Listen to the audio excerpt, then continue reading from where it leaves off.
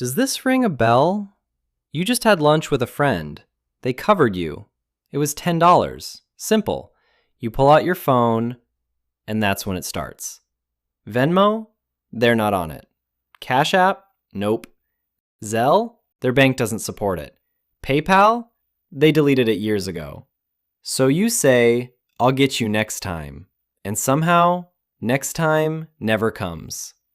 This is the world's largest economy, and it cannot move $10 between two people standing next to each other. And once you find out who's actually profiting from this, you'll never look at your bank the same way again. So why is something so simple so complicated? Because here's what makes absolutely no sense. In Europe, people couldn't imagine this problem even exists. In America, you need 5 different apps just to send $10. That's not an accident, it's a choice. And by the end of this video, you'll know exactly whose choice it was. To understand this, you need to understand how money actually moves in the US. Most bank transfers run on something called ACH, the Automated Clearinghouse. It was built in the 1970s, and it shows. Transfers can take 2 to 3 business days, sometimes longer. So instead of fixing the infrastructure, companies built their own solutions on top. Venmo, Cash App, Zelle, PayPal. Each one works, but only inside its own ecosystem. Send money from Venmo to Cash App? You can't, not directly. That fragmentation isn't a bug. We'll come back to that, and the number will shock you. And here's what most people don't know about Zelle. In 2022 alone, users reported over $490 million in fraudulent transfers. And in most cases, the banks refused to refund it. So not only is the system fragmented, in some cases, it's actively dangerous. Convenient is not the same as safe. Now here's what makes Americans' heads explode when they find out.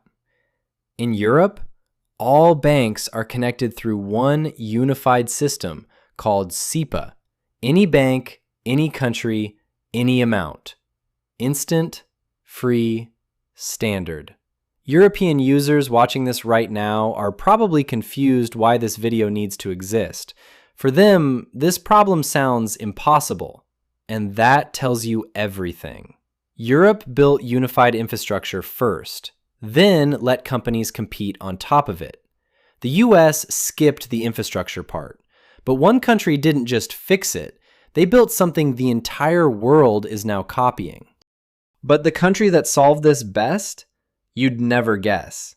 Because the most interesting payment system in the world right now might actually be India. In 2016, India launched something called UPI, the Unified Payments Interface. And what they built is unlike anything else on the planet. Here's how it works. You can use any app, PhonePay, Google Pay, Paytm, Beam, and send money to any bank instantly. Different apps, one shared infrastructure underneath. India has competition and a unified system at the same time. But here's what makes this story even more remarkable. In November 2016, India made a decision that shocked the world. Overnight, 86% of all cash in the country became invalid. Hundreds of millions of people suddenly couldn't pay for anything. And here's the thing. India had already built UPI just months before the crisis hit. A government-backed nonprofit had quietly launched it in April 2016. Free, for everyone, open to every bank. So when the cash disappeared, the infrastructure was already there.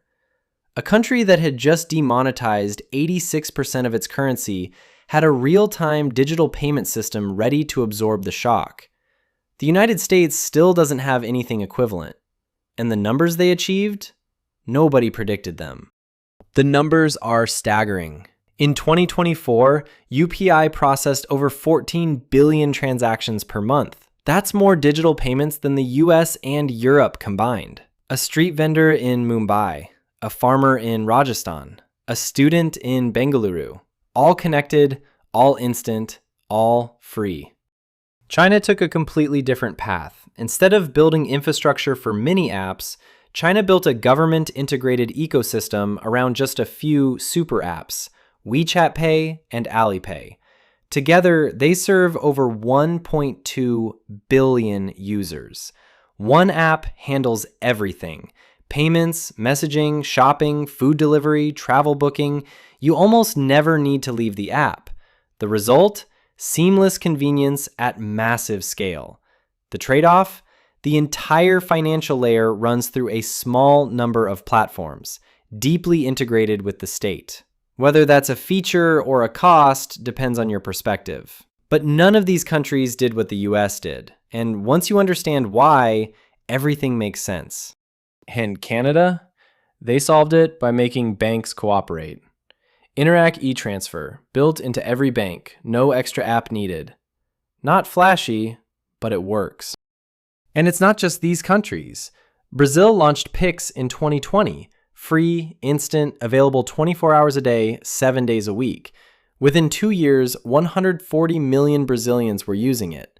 Nigeria has it, Kenya has it. Countries the US would never look to for financial inspiration got there first. The wealthiest nation on earth is not leading this race.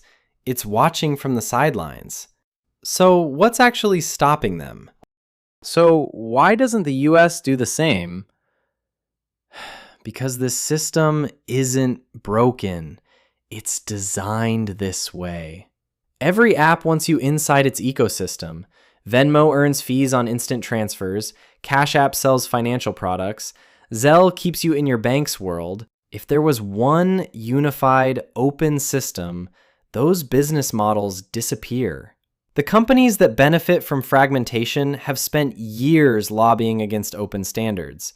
Non-interest income, fees from transfers, overdrafts, account services, now accounts for roughly a third of US bank revenue. Fragmentation isn't a side effect of competition, it's a business model. And it's working exactly as designed. For them. FedNow, the Fed's new instant payment system, launched in 2023. The first open, real-time payment rail the US has ever had. But as of today, fewer than 1,000 banks have joined, out of 10,000. And there's no requirement to. The government built the highway, the banks refuse to drive on it. So the question isn't, can the US build a better system? It already did. The question is, who benefits from the old one staying broken? So let's put all 5 systems side by side, because the contrast is brutal. Each system reflects a different choice about what matters most. The US optimizes for competition and profit, which drove innovation but fragmented the user experience. Europe optimizes for efficiency and access, unified first, then let companies compete on top. India optimizes for accessibility, building a system that works for 1.4 billion people, including those without a smartphone. China optimizes for convenience and scale, seamless experience, state-integrated infrastructure. None of these is objectively right. They're answers to different questions. Meanwhile, UPI is going global. India is already exporting its infrastructure to Singapore, the UAE, France, and more countries are signing on every year. The race is on, and the world is watching to see which model wins. And I want to know which side you're on. So here's the real question, and it's one that goes far beyond a $10 lunch. Should the US government force every bank to join FedNow, the way Europe mandated SEPA? Or is that government overreach? Because right now, you're paying the price for that choice. Every single time you try to send $10. If you think Washington should step in, tell me in the comments. If you think the market should solve it, tell me that too. And if you live outside the US, does this problem even make sense to you? Because if the answer is no, that might be the most revealing answer of all.